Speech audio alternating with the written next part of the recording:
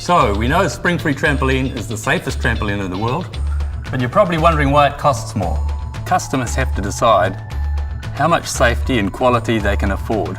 When we designed the Springfree Trampoline, it took us 15 years to get it right.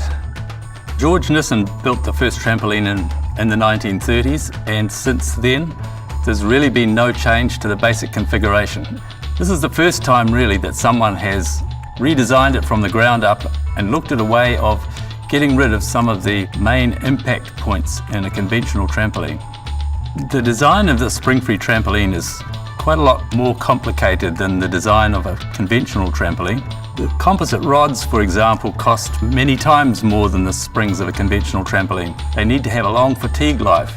Now, normally this composite material doesn't have to be bent as frequently as it is in a trampoline, but in this case, we've had to have the special recipe developed so that they will last the distance.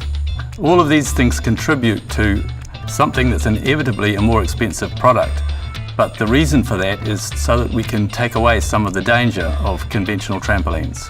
There's many reasons why a traditional trampoline could be cheaper, but in most cases it's because they've cut corners somewhere. Many of them fall apart relatively quickly. The ultraviolet inhibitor is often left out of the materials of conventional trampolines, and that means that they don't last very long.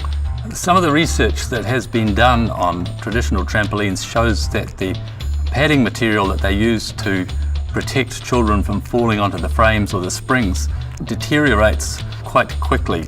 So traditional trampolines would have to have thicker padding on their steel poles to approach anything like the softness of the Springfree Trampoline. I found that in the US anyway, there's 100,000 children a year injured on trampolines. A traditional trampoline could be made as safe as a Springfree trampoline, but at the moment the standards don't require it, and so most often it's not. If traditional trampolines were to be made to be as good as a Springfree or as safe as a Springfree trampoline, there'd be quite significant changes that they would need to make.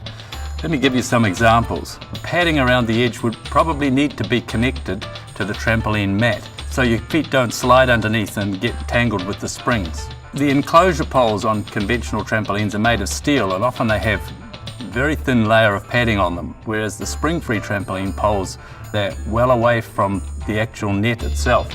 On the top of the poles of traditional trampolines, you need something that ensures that you can't impale yourself. The Springfree trampoline pole, if you come down on it, it's flexible and it'll move away.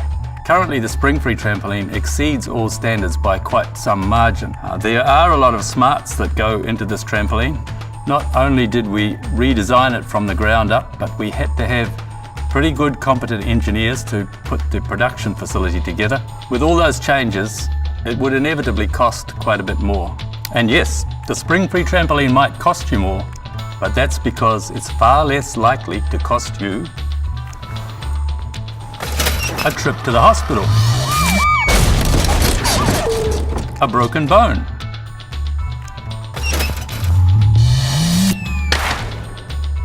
or even a ruined summer.